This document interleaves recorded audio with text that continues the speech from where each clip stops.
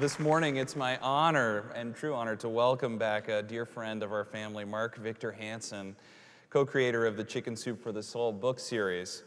This book series is one of the most successful published franchises in the world, with over 500 million copies in print in 54 languages worldwide. Incredible success. And one of Mark's most recent books was co-authored with Art Linkletter and is entitled How to Make the Rest of Your Life the Best of Your Life. In addition to being a prolific author, Mark is one of America's greatest motivational speakers and trainers. Please welcome with me Mark Victor Hansen.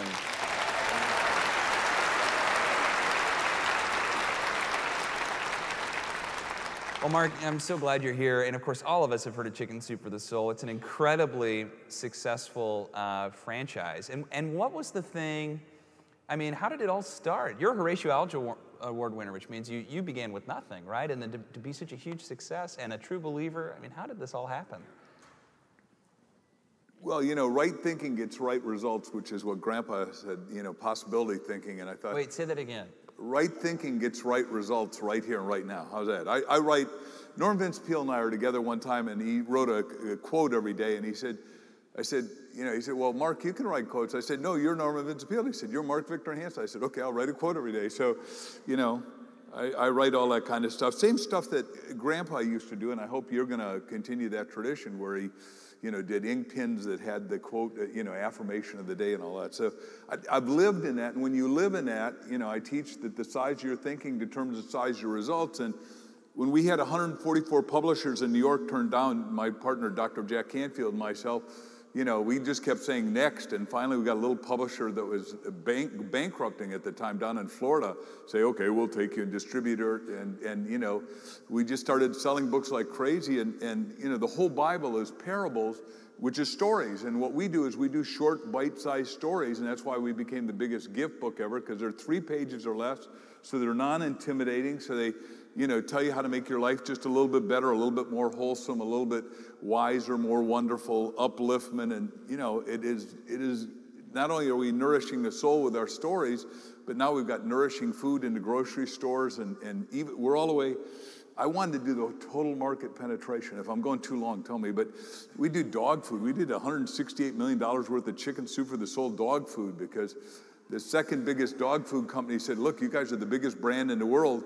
Would you do dog food? I said, well, one of our 5 kids is becoming a vet. If you want it, my dogs, we have 4 dogs, they've got to like it. It's got to be organic, because I just worked with the biggest dog food company, which has to go unnamed, but they had the best packaging, the best placement, the best everything.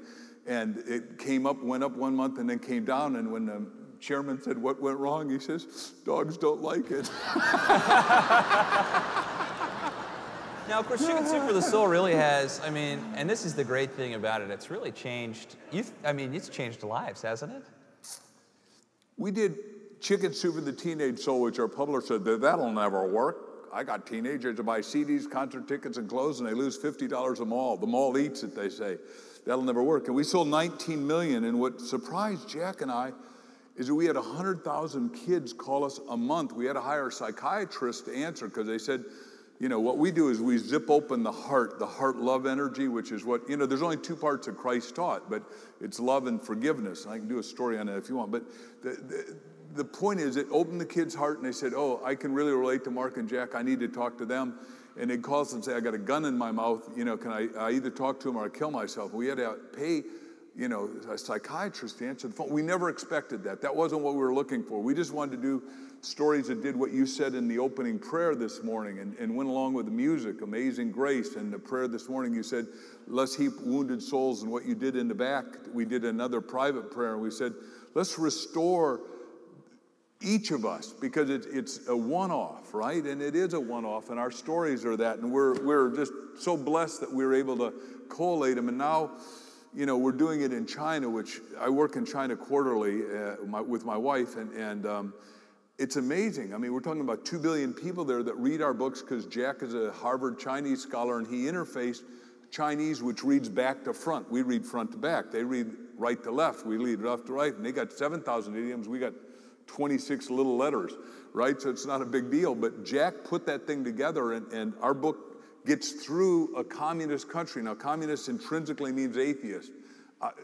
I know that you and I believe the same thing, that we're all born with an eternal soul. And our books speak to the people when we go to China, talk to us about spiritual things. Now, I'm there teaching business because I write money books like 1 Minute Millionaire and The Richest Kids in America, all that stuff. But they come and they ask only spiritual questions because they have been, Mao killed 72 million. He killed all the Rinpoches, all the ministers, the priests, the rabbis, everything.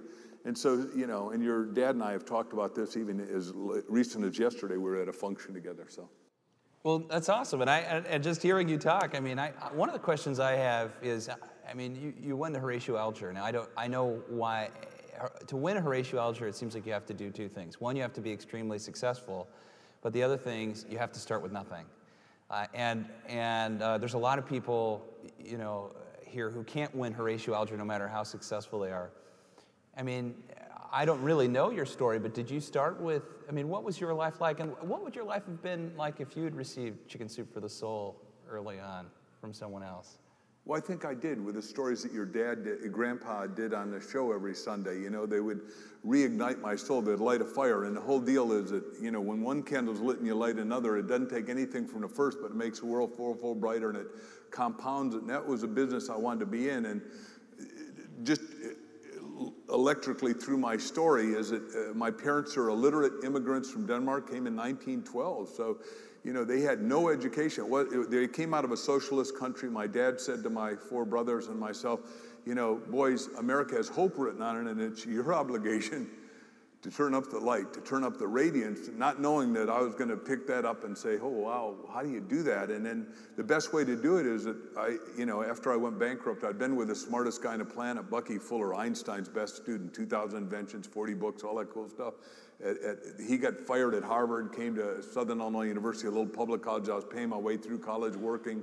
I go hear this guy talk about cosmogony, cosmology, and 10 words I'd never heard, and I was becoming a doctor of physiology, and I thought, oh my goodness gracious, I'm really adult here. So I begged to work with him, traveled with him for 7 years, and started thinking comprehensively, which is what I now teach in business. We got to create entrepreneurship in America. Entrepreneurship takes a little value, makes it a high value to the marketplace, him or herself, the world, the future, and creates a fortune.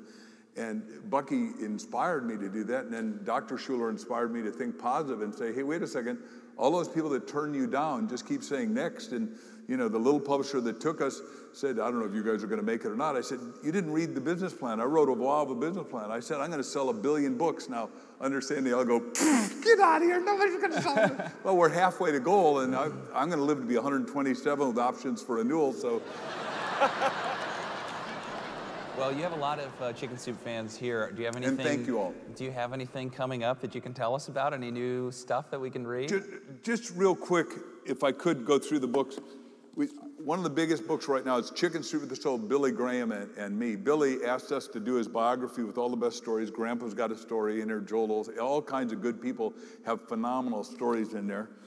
I was told that you couldn't outsell the Bible, so I said, well, I'll do the Bible. So we did Chicken Soup for the Soul Bible, which sells like 70,000 a week at Walmart. And I did it so it's non-intimidating.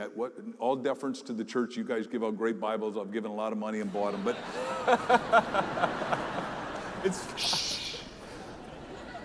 but we did it in purple because I think the highest spiritual colors. I mean, God makes the top of the rainbow purple, so I said that's the highest electromagnetic radiances. So I did that, and then I did little stories to get you into big stories so it's non-intimidating, so people would literally read through the Bible. I thought that was a cool idea. And then one of the new ones is Messages from Heaven, which we're having a lot of people who have great results. And then this is our 20th anniversary, so I did Chicken Soup for the original soul, and our goal, our mission is, it started, Chicken Soup was to change the whole world one story at a time, and now we want to nourish the soul, nourish the body, but I really want to put the planet back together again. I believe, and I know backstage the lady was saying, you're so humble. I said, when you listen to me, I don't sound humble. I'm sorry, but humble means teachable, but our mission is to make the world work for 100% of humanity, expeditiously, omniconsiderately, and see if we can't do it economically, physically, spiritually, and emotionally. And that's a big goal. And all I want to do is be a visionary leader that inspires you to do it, because this whole church is about, you know, starting with possibility thinking is, how do we manifest our full, most magnificent potential? And I want to see how much good I can do during my brief tenure in this little bag of skin behind these eyeballs and see how much I can source and serve humanity. Well, great. Well, you know, you have so many people that love you and love your books and are listening around the world. You speak and you're very prolific. What would be the one thing you would say to so many people listening? You want to rewrite your own story and make it magnificent no matter how much trauma, travail, torpor, and torment you've come out of. I love it. That's great. I never said it before, but it seems right, Bobby. Okay. Thank you.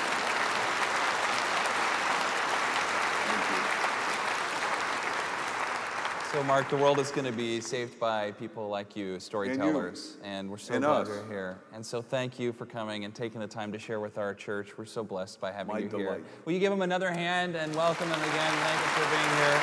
Thank you. God bless you.